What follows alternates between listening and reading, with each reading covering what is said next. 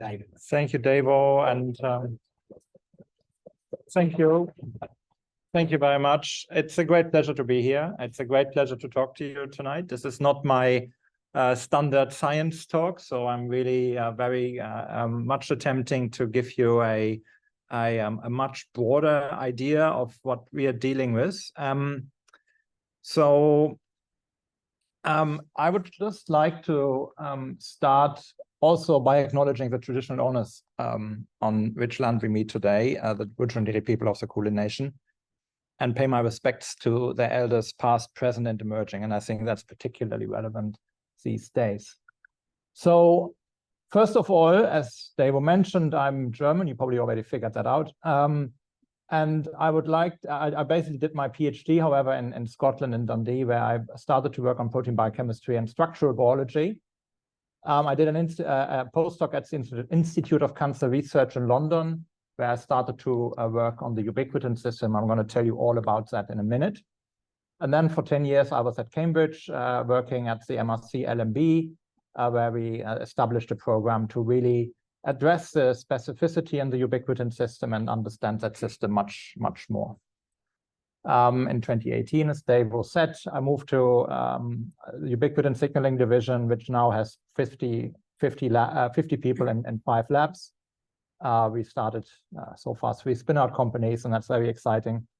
And we also co-founded a Parkinson's Disease Research Center, and that's going to be the majority of my talk. So, you know, I'm a biochemist by training, structural biologist, but really at the moment these days I call myself a ubiquitinologist. And again, I'm going to give you a bit of an idea of what this term means in a second.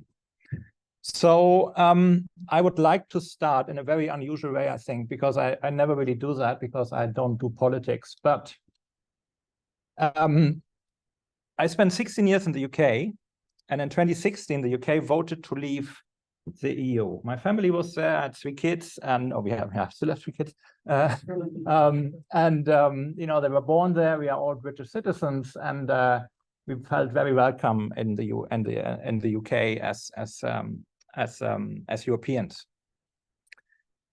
When Brexit was voted for, many people that I knew didn't take the vote very seriously. They did not vote, or they used it to really protest against the government at the time. And most people that I knew were then very shocked at the outcome when, you know, it happened that Brexit was supposed to happen. It was also a very, very loud, vitriolic political campaign that was based on lies and scaremongering. And it's shocking how much people got through with that.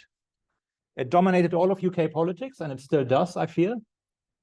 And it really continues to affect people's life. And it's a bit distressing for me to see the similarities that are happening at the moment with the Voice campaign, which I think is a very good cause and a very positive thing that should be well considered. So I would implore you to get informed, inform others, discuss the issues, and take the vote seriously and make the best decision. For this country, I can't vote. I'm not an Australian citizen yet. But I really have seen how it goes wrong, and that's, I think, why I wanted to start with this. Okay, so ubiquitin. I want to tell you today about the favorite molecule of all time, where we are getting a lot of excitement on so many different levels, and where I also feel we are really only touching the surface of a massive iceberg that is still waiting to be uncovered. Before I start, I want to set the stage a little bit and sort of get a little bit into the frame of where we are in terms of scale of biological systems here. So the scale in biology, right, goes from meters to everything we can see, which is, you know, millimeters. We can see small insects and bugs. And then the next level up is a scale where you need light microscopy to start to see, you know, bacteria and cells, individual cells, red blood cells, yeast cells. You can easily still see under the microscope as you can bacteria, although you have to squint a bit. And then really we're starting to get into the realm of the scale that we are starting to be interested in, which is like individual viruses, but also in particular the structures where we can see individual proteins and look at their structure and understand what they look like. And of course, for these different methods, and that's of course, these proteins are made out of atoms, hundreds of thousands of atoms sometimes, that effectively are visible to us with these techniques that are listed down here. So from conventional light microscopy, we have to scale up to go to very, very strong microscopes, electron microscopes, to start to see these smaller structures and these smaller molecules in detail. And then to understand proteins, there's also another technique called X-ray crystallography that we've been using very well as well. So I want to start with sort of giving you just a very broad outline of some of the methodologies that we are using.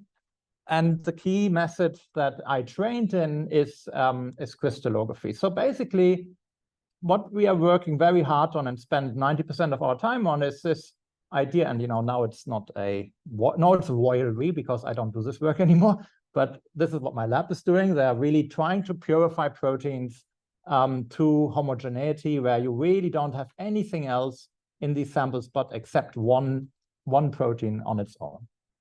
When we do this, we can then turn these proteins into crystals. And these are real protein crystals that are grown. It's a little bit accelerated, but not much. And we can then start to take these crystals and look at them with high energy X-ray beams that are provided to us by these very strong X-ray facilities.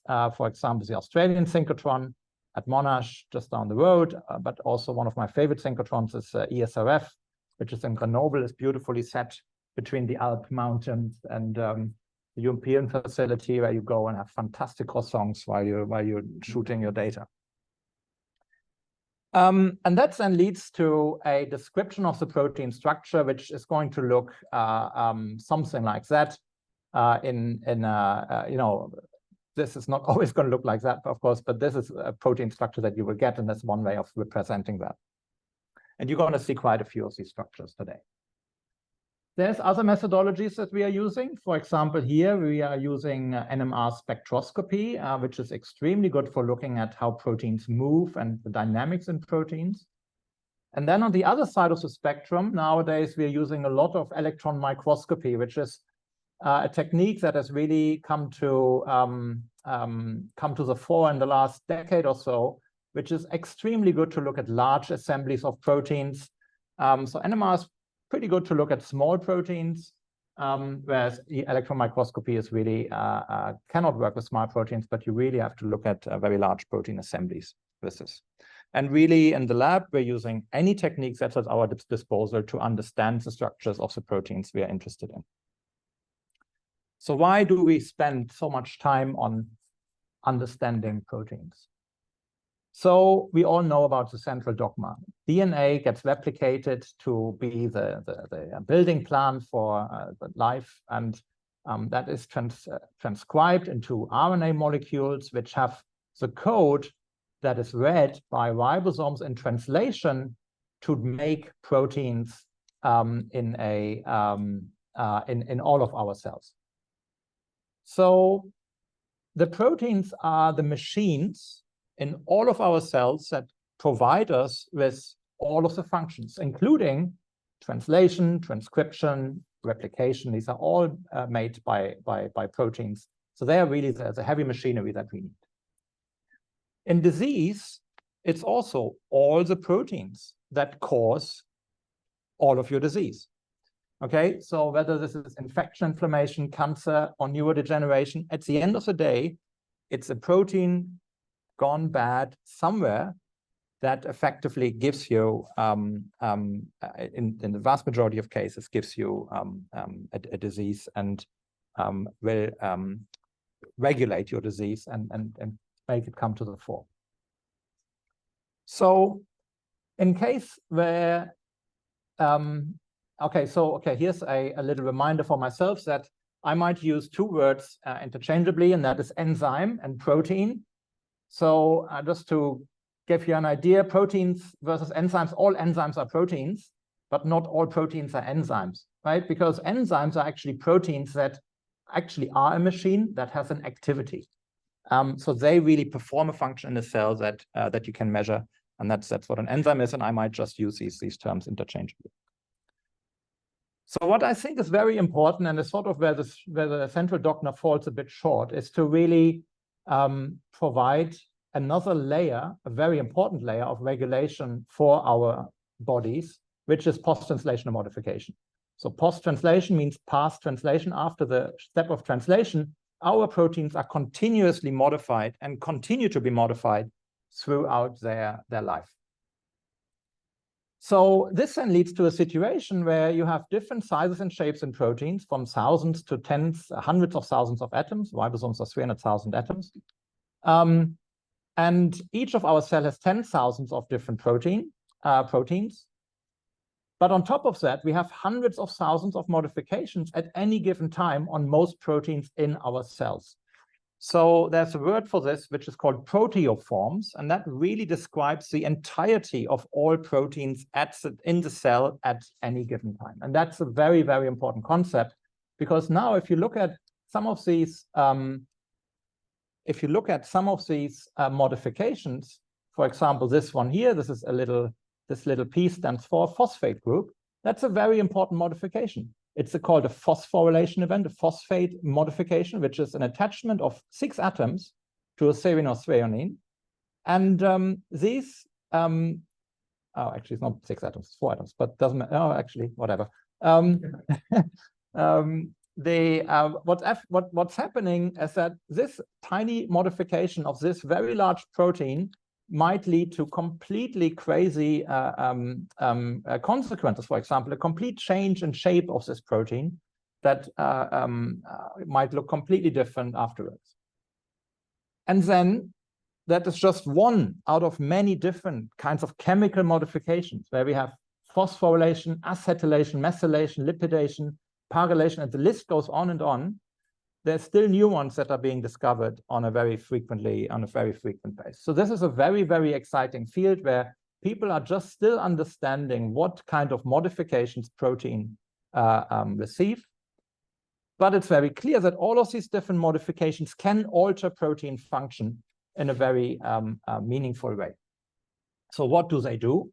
I've already said that they can change the shape of a protein, so they can change the structure of a protein. They can change the activity of an enzyme, and that can be both activation or inactivation. There's beautiful examples where phosphorylation activates a protein or inactivates it. They can change where in the cell the protein is, and how it gets there, how it's going to be moving there. And they can change, importantly, the interactions that this protein can undergo with other proteins, but also with membranes and lipids and other chemicals and all kinds of different things. So there is really a huge layer of regulation that is provided to us by protein modifications.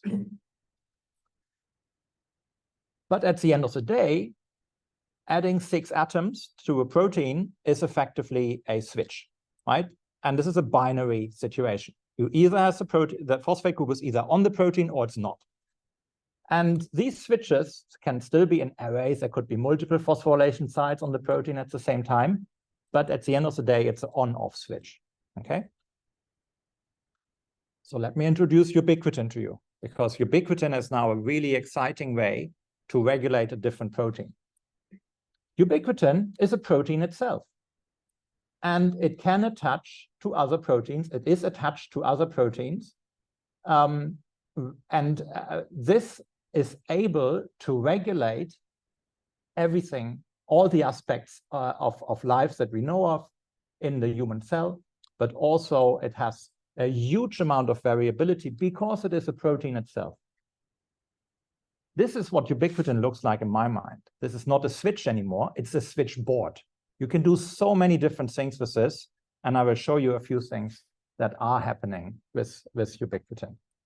We call this a ubiquitin code. It's very much a language that we don't quite speak yet, but I will tell you how far we are understanding it. So how do we get ubiquitin onto a protein? And this is just a very high-level overview here, where we basically have a protein that gets ubiquitinated. This K stands for lysine residue. There's going to be more details on that later. And then there's 3 different kinds of enzymes that work in conjunction with each other to put a ubiquitin molecule onto this lysine residue in the substrate. I will explain in a second that ubiquitin can form polyubiquitin chains, and all of these ubiquitin events are then read out by ubiquitin binding domains, so by readers of the ubiquitin code. And the modification can also be removed, and it's removed by de-ubiquitinases. So basically by enzymes that remove the ubiquitin and hydrolyze and remove all of these bonds again that have been formed. And also this is very similar, and this is true for all of the other systems that I mentioned to you, for example, phosphorylation, where we get these little P groups. Kinases are the enzymes that put it on. Phosphatases are the enzymes that take it off. And we have phosphoprotein binding domains that recognize a phosphorylated form, but not other forms. Here in brackets are the numbers of enzymes that facilitate these modifications in the human body. So more than 600 proteins are involved in adding ubiquitin to other proteins. Okay, so I'm going to base my talk on work from artists, and that's always great, right? These 2 people here, Drew Barry and Etsuko Uno, are animators that a couple of years ago have worked with myself and Bernhard Lechtenberg to generate Ubiquitin the movie, based on some of the works that we provided from structural biology studies. And I want to just give them a lot of credit. I typically forget them, so I basically want to make sure that they are credited for this. So a lot of the movies with a black background that you will see, they are coming from that source. So this is ubiquitin. Ubiquitin, as I said, is a small protein. It has got it basically has 76 amino acids itself. It's happening in all eukaryotic cells. So all the organisms have it, from yeast to man. Bacteria don't have it. Viruses don't have it themselves. It's essential for life as we know it. Ubiquitination is the model. So when proteins get attached with ubiquitin, that's called ubiquitination, and that's the word that I will be using for this. So if you unravel ubiquitin and you pull on both sides and you just make it open up for you, you realize 76 amino acids, and this is a string of amino acids here. There are important amino acids here. The most, oops, sorry, that was a bit too early. There are important amino acids here, and these amino acids are residues that become important throughout the talk. So we have on the very end terminus residue number 1, methionine number 1, and then we have 7 lysine residues in ubiquitin itself: 6, 11, 27, 29, 33, 48, and 63. And then at the very end, we have glycine 76. So now glycine 76 here is a residue that is attached to another protein, lysine residue. And I just told you that there's 7 lysine residues in ubiquitin itself. They are sort of labeled here nicely.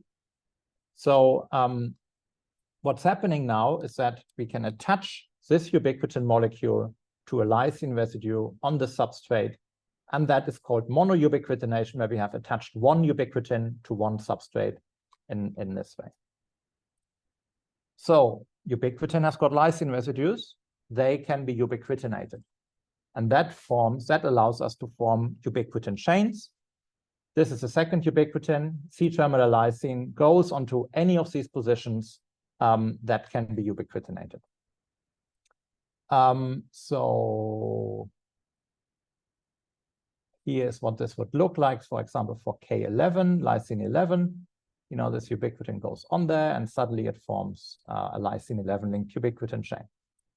So there's a nice color change here. I wish ubiquitin would change the color when it makes a K11 chain. Unfortunately, that's not the case. It basically stays the same color as before. But we now have different types of ubiquitin chain that we can deal with. So for example, this is a methionine 1 chain This is a lysine 63 chain. Now, here has 4 ubiquitins in the K63 or lysine 63 chain.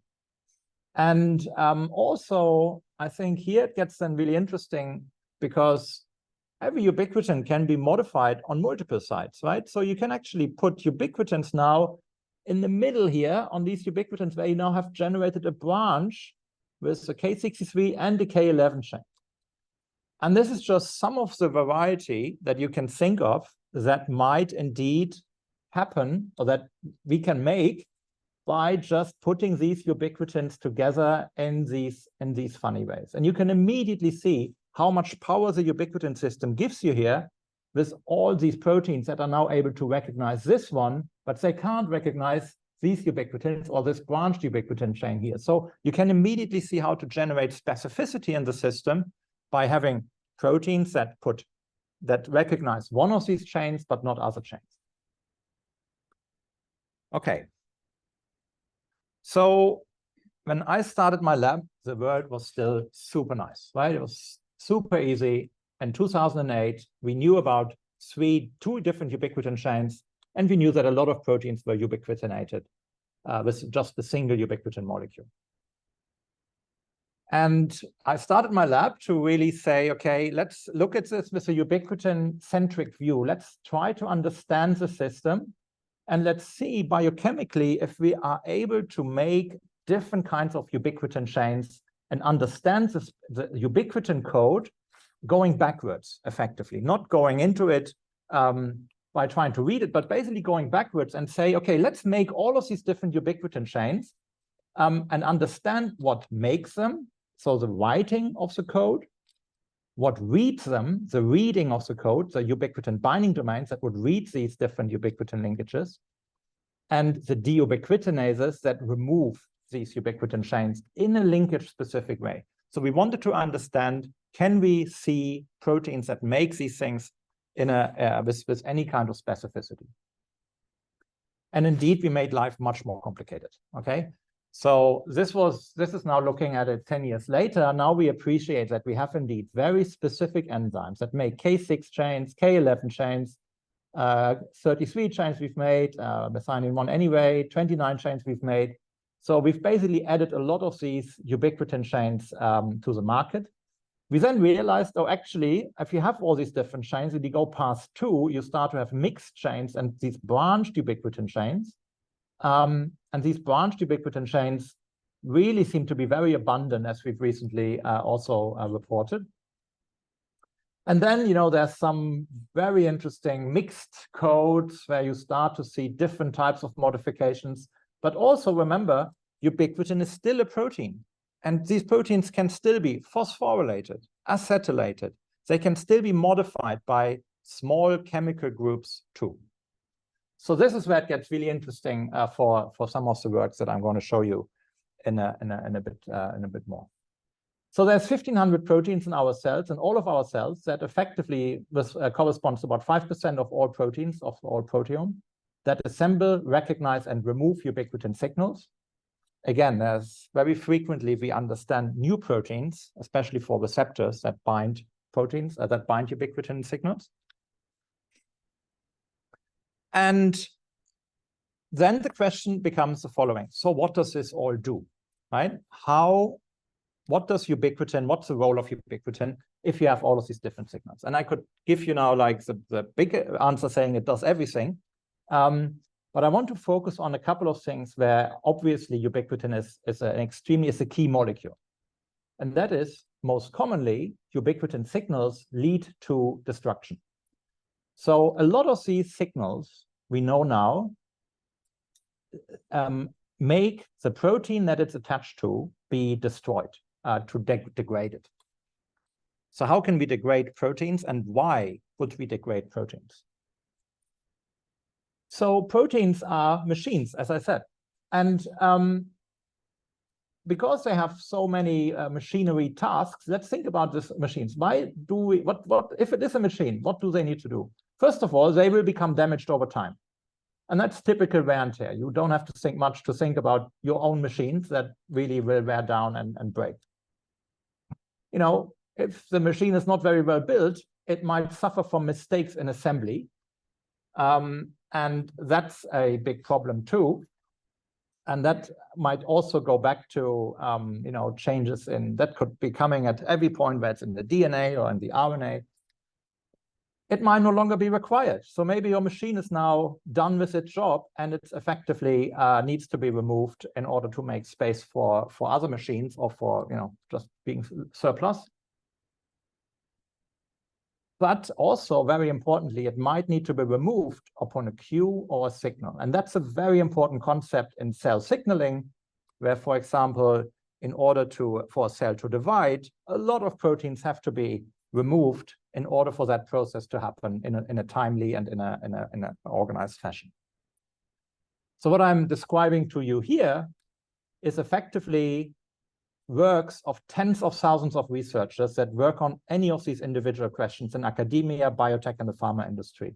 So there's a lot of work on this, trying to understand proteome homeostasis. How is a protein regulated? How do we make more? How do we make less? And how do we regulate that?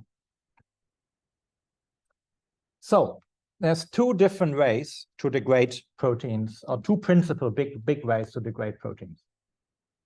The first way is that individual proteins in the cytosol can be ubiquitinated and removed. And that is, this is a cell. We can't really see individual proteins here because they are too small at the scale. So we have to zoom in here. But these proteins can be removed by a very large protein complex, the proteasome. Proteasome is not quite visible, but just about a little speck at this kind of resolution. It looks like a trash can, and it is a trash can. Okay, so it's effectively a trash can with a lid on top that is allowing you to remove proteins from the cell. So how does this work? It's very simple. The protein gets ubiquitinated, is then delivered to the proteasome, and it's shredded into its amino acids that are then replenished to. So it's basically a recycling step. It's not destructive. And that all happens in the cell, in the nucleus, everywhere. So that's one way of destroying a protein. So is this important? Yeah, it's pretty important. It's as important that you actually got a Nobel Prize for this, for these three gentlemen here, Aron Shekhanova, Afram Hershko, and Erwin Rose, got the Nobel Prize in 2004 for the discovery of ubiquitin-mediated protein degradation. And also, this is my opportunity to acknowledge and remember Fred Goldberg, who's been a giant in the field. He discovered the proteasome, and he was working at Harvard Medical School until he passed away from cancer earlier this year. So he's a fantastic person, and I was very glad that he made time whenever I was around that we could really talk science. He was such a great scientist. So I said there were two ways to degrade proteins. The second way is a really interesting way because effectively, okay, so if you have protein degradation, that really, as I said, is a disassembly of a machine, right? What you can also do is you can think of these things where you don't have to look under the looking glass here. You can actually see these organelles. And there's a second way to degrade things, a little bit more bulk, a little bit more directed at these kinds of really big structures. And what this effectively is factory decommissioning, because there's thousands and thousands of proteins in these very large factories that generate that have a lot of proteins in them, and they can be degraded in bulk. How does that work? Well, they get wrapped up in a bag and thrown out with the trash, effectively. And this is really happening because, really what's happening is that areas that need to be degraded are ubiquitinated, and then they're wrapped in a bag, literally in a compartment, which is closed off. Then there's a syringe that puts in enzymes that shred everything that's inside. And that process is called autophagy. Autophagy is the process how the cell is able to recycle parts of its own contents in order to survive. So again, this was a very important discovery. Very rarely you get a discovery associated with a single person. This was Yoshinori Osumi, who got the Nobel Prize in 2016, not too long ago, for his discovery of the entire autophagy machinery that he described in a couple of key small papers a couple of decades ago.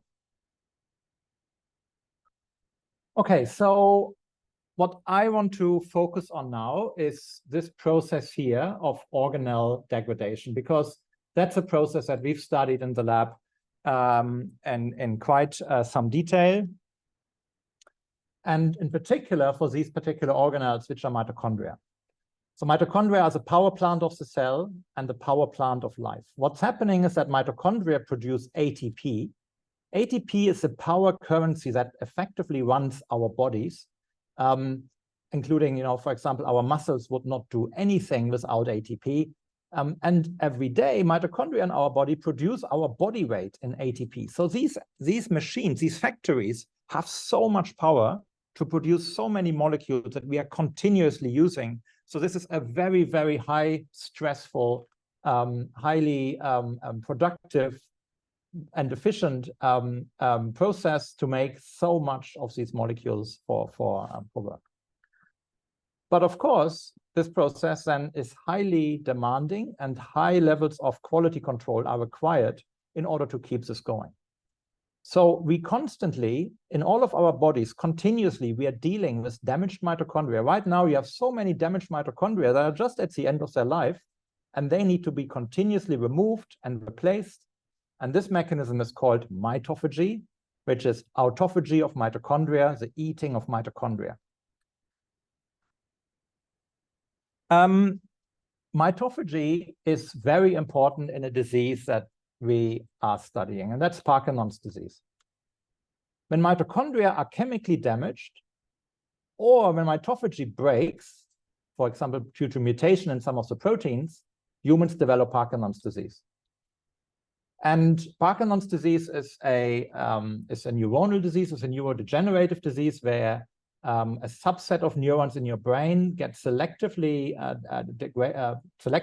die, and that leads to a variety of motor symptoms and other symptoms that I'm sure you are all familiar with. You've all seen people that have Parkinson's disease, I'm sure. But at the moment, there's no cure or treatment for Parkinson's disease that really goes to the core of the problem, and all the treatments are basically all symptomatic treatments where you try to keep the machinery on the road. We are now talking about neurons. Neurons are very long-lived cells in our bodies, and because of that, they really have to continuously go. So when neurons die, that's really bad news because they cannot be easily regenerated in the same way. For Parkinson's disease, it's interesting because most of the Parkinson's disease is sporadic and develops at 60+ years. You see this most commonly in elderly people. However, 10% of PD cases are inherited cases, and they are early onset. They can range from 20 to 55 years old. There's a couple of famous people that have Parkinson's disease, most notably Michael J. Fox, who's been a fantastic supporter of the Parkinson's disease research field in the last decades. So two key players in mitophagy are the proteins Parkin and Pink1. Parkin and Pink1 are mutated in early onset Parkinson's disease. And this is the other way around, right? So we first found out that, or people first found out that in early onset genetic cases where people have inherited the Parkinson's disease from their parents, you would have mutations in these two proteins, Parkin and Pink1. And then later it was found that these proteins are very important for mitochondria, and then a lot of things clicked into place. So what are Parkin and Pink1, and why are we interested in this? Parkin is an E3 ubiquitin ligase. It attaches ubiquitin to mitochondria and to itself. Pink1 is a ubiquitin kinase. I've mentioned the kinase before. It adds a phosphate, and it adds a phosphate to ubiquitin. So when this came out, this was the biggest shock I had in my scientific career, right? We were talking about ubiquitin as a modification of proteins, and phosphate as a modification of proteins. So now we are talking about phosphorylation of a modification. So now modifications of modifications. That totally blew my mind. We discovered that, and the student discovered that my mind wasn't quite ready for that. Other people then published that work. We basically we were trying to understand this since these days. And that's really something that we've been working on. So in terms of the ubiquitin code, this is very interesting for us too, because Parkin makes very unusual types of ubiquitin chains, including lysine 6-linked ubiquitin chains. There's a deubiquitinase, an enzyme that removes these lysine 6-linked ubiquitin chains on mitochondria. And there's, of course, pink one that phosphorylates ubiquitin and also phosphorylates Parkin. So this was an interesting process. And then we have pink one and Parkin as genes here. And this is a terrible slide, but just to let you know what it looked like, what the field looked like in the 2010s. So this is how pink one and Parkin were drawn. And what you can see here, all of these numbers, they basically denote individual mutations that had been found in patients that had been sequenced, that had Parkinson's disease and had been sequenced. So whether, all over these pink one proteins and the Parkin protein, you have all of these mutations basically destroying these proteins, and all of these mutations would kill the proteins. So how does the process work? I'm going to take you through this. What's happening, and this has been worked out by a gentleman in the NIH mostly, a guy called Richard Joule. This is a mitochondrium. It always has a lot of ubiquitin on it because ubiquitin is already attached to it. There's other things that put ubiquitin onto mitochondria. But when this mitochondrium is damaged, a protein kinase, the pink one protein kinase, will be coming to the surface of mitochondria and will be stabilized on this here. And it starts to be activated and starts to put phosphates on ubiquitin. That phosphorylated ubiquitin is essential to bring Parkin from the outside, from the cell body to the mitochondria. Parkin is then phosphorylated, makes more ubiquitin, and more phosphate is on there to then replenish the system and make a lot of things. And that leads to mitophagy. USB30 is removing all of these ubiquitin chains, so it's inhibiting mitophagy because it takes away these ubiquitin chains that drives the process. So in our work, mostly in Cambridge, this was the work that really my guys were doing, trying to understand. These are all my PhD students. So no, Toby, Christina, and Alex and Zong are PhD students in the lab. Kirby and Malte were postdocs. They basically turned these pictures here into structures and understanding what these proteins actually look like. And I also really big shout out to my first Melbourne PhD student, Zong, who's just moved to Cambridge. So, he's sort of following in these kinds of steps. They've all left Cambridge, by the way. So what these guys did, they effectively generated these molecular pictures of what these proteins look like. And I think, again, I can show you now, and there's quite a lot of work that we did in this space. And I think now, okay, so this is an important shout out because in an area like this, you're never alone as a researcher. And I really was, we had fantastic competitors that were really generating very similar data to ours. And many of these papers will be back-to-back publications where the same data would be published by a second group.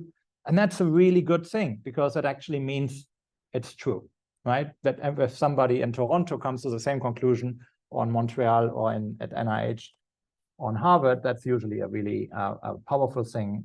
It's a bit stressful at times, but it is also a good thing. So let me show you what our animators made from this. And I think this is one of my favorite movies of all times. I cannot say how many times I watched that. It's very short though. So what you will see in this movie is the outside of mitochondria, where proteins are now starting to assemble and do their jobs. So we basically have ubiquitin and that is pink1 that is stabilized on the outside of mitochondria after the protein has been damaged. There's already ubiquitin here. These are all the mitochondrial transmembrane proteins, and the mitochondrium is in the middle of this.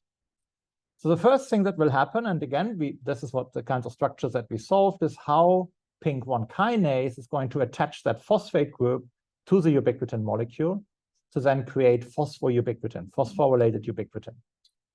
What happens next is that Parkin comes along.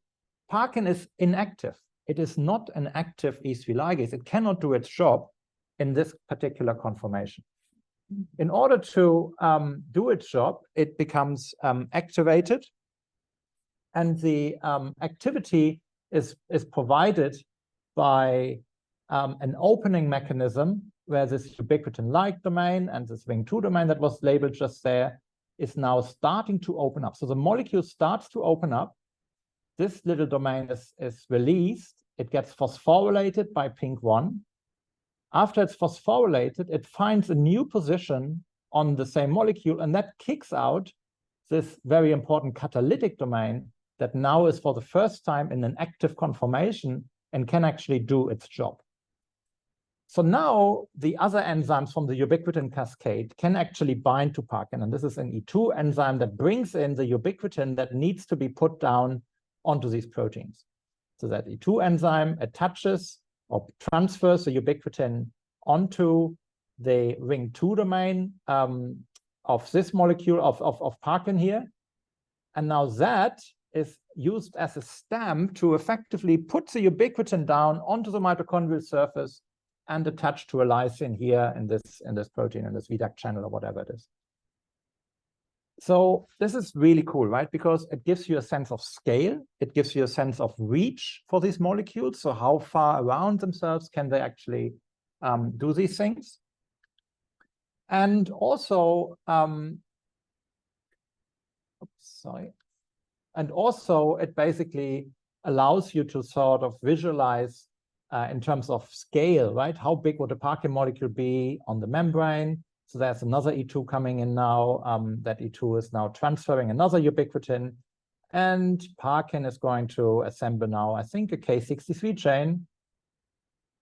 Come on. Yeah, got it. Excellent. Well done. So basically, it makes K63 diubiquitins now, which are then starting to be phosphorylated again by pink1 kinase that's nearby.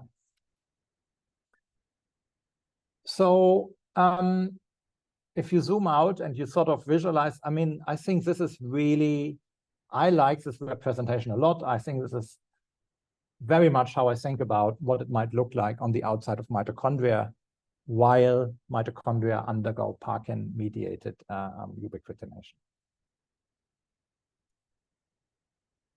Okay, so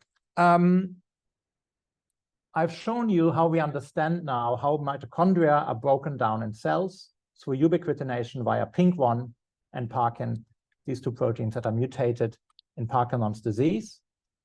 And when they are mutated, we also understand, because we know what they look like now, we understand how these mutations switch them off. And I think that's a very important part of it.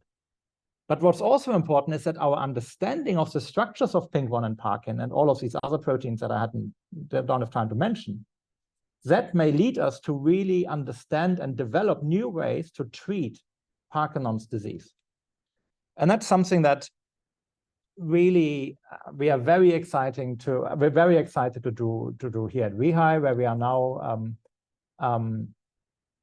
understanding and are basically realizing that for Parkinson's disease, what we have to do is we have to stimulate mitochondrial turnover, we have to stimulate mitophagy, and that could benefit patients with this incurable disease. And that's how we want to go for this. You could activate pink1, you can activate the kinase, that's very difficult.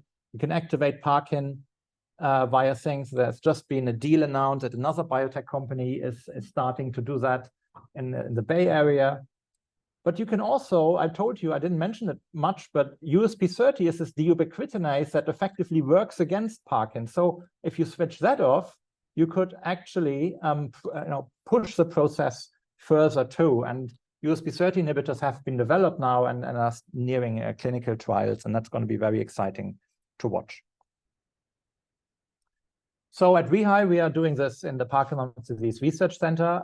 This is led by Grant, who's here in the audience. Michael Lazaru is a key member too. Michael is really a key expert in autophagy signaling, and I really hope that you get to hear him talk at some point, because he really brings in the second part of the story about, you know, how these bags are forming around these mitochondria and how this is all happening with some wonderful imaging techniques. So I very much nominate him for giving another of these lectures. So what I want to do in the last maybe 2 minutes or so is to tell you a little bit more about these massive opportunities that we have in the ubiquitin system to cure disease. Effectively, everything I've told you, right, is that ubiquitin is very, very important to remove proteins from the cell. And I've also told you at the start that all disease is based on proteins that have gone wrong at some point in their life. So there's a lot of bad proteins that you have to deal with in disease. So imagine we could harness the system. Imagine we would be able to degrade proteins at will. So imagine there's bad proteins around, for example, in cancer. Cancer is all about bad proteins. It's all about generating, you know, oncogenes that drive growth and give you a tumor. What is very exciting at the moment is that we are now able to come up. So there's two ways how we can drive the system. The first way is a simple way, right? If we find what removes the ubiquitin chain that typically degrades this protein from the bad protein, if we're able to do that, then we can drive the system towards degradation. There's a first DAP inhibitor that has just hit the clinical trials in the US for breast cancer, and that's a super, super exciting area where I think we will find real new drug discovery modules. Something that's even more exciting, I feel, or like equally exciting, let's say, is the idea that you can also drive the system by activating or redirecting these E3 ligases to the protein that you want to degrade. So if you had a ligand to your bad protein, you can then hook up that ligand, that little chemical, that's a chemical ligand here, that's a little chemical. We are now putting a second chemical on top of that chemical, and that second chemical brings in an E3 ligase. These molecules are being developed at the moment. They are called PROTACs, and they are effectively a new modality in the entire space of drug discovery. This is a multi-billion US dollar biotech sector where all of these companies that you haven't heard of yet are making a lot of these molecules. There's 11 PROTACs at the moment in clinical trials that will be mostly against cancer. And these will really fuel the pipelines of the biotech and the pharma industry in the next couple of decades. And I think it's a very, very exciting area to watch that. We have started to work with this in the Australian Centre for Targeted Therapies, the ACTT, what we call it, where we are developing new products for cancer. And that's we got a really nice support from this from the government. And we basically, this is together with Sean Silk, Guillaume Lessen, Michelle Haber from Sydney, and Bernard Lechtenberg and Becky Felsom from the Ubiquitin Signaling Division as well. And really, we are building now the first PROTAC center in Australia, which is going to be really exciting to see and watch grow. So the second thing, and that's the last thing I want to leave you with, you know, we worked a lot on DAPs. We have really done a lot of work on these deubiquitinating enzymes, right? And then I moved to Australia, and I really like Australia. I think Australia is a great and positive country where it's not so much about degrading the bad things, but it's actually making more of the good things. So what we've been able to do now is to say, okay, right, if we have a good protein that we want to keep around in the cell, that we want to make more of in a disease, how can we do this? Well, actually, let's bring a dot to this. We call these molecules ANZAAS, and I think this is sort of very similar idea. And we can then drive these proteins to stay unubiquitinated and stable and make more of these proteins. So we can make more of this, we can make more of these proteins and the same. So we founded a company around this last year that was called Accrue Therapeutics in May, and then this company merged with a company called ANZAAS Bio in December. So it didn't live very long, but now we are a 81 million US Series A company in Boston and Melbourne, and that's a pretty cool outcome, I think. So again, this is going to be the first of its kind medicine to make more of a particular protein, and I think that's really going to allow us to really tackle diseases that are completely untractable at this point. Okay, I think that's my last slide. I want to conclude by telling you again that the ubiquitin system is an immense realm of protein modifications.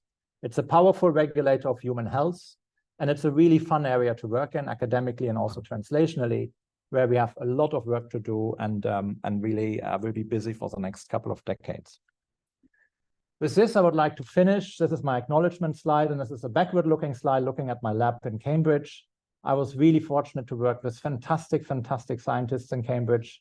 These are all the lab members that went to my lab. These are postdocs, and these are the students. You know, when your students become professors, you really feel very old, but I'm, you know, also very happy. We were looking a lot at the dubs together with pharma companies already, and that's work that unfortunately is not going on anymore, but at the moment we are trying to do our own companies in the space here in Melbourne. The ubiquitin signaling division that we were envisaging and that we are now building in Melbourne here at WEHI next door is really a very busy place as well, because we work across diseases, we work to discover new things, we need to enable the research on ubiquitin by generating new tools, and we want to translate everything. And these are the lab heads at the moment. It's a fantastic bunch of people. They all have fantastic teams around them. And as I said, we are now 50+ people, which really makes this such a buzzing place. And I'm super thrilled to be here. And these are the people that run and spin out companies. So they're not publishing papers anymore, but they want to make drugs to help people. And that's also really exciting. We are bankrolled by a number of organizations. It's a very expensive business, and we need a lot of money, but fortunately so far we also got quite a bit of money. So that's good. Thank you very much. I think that's it.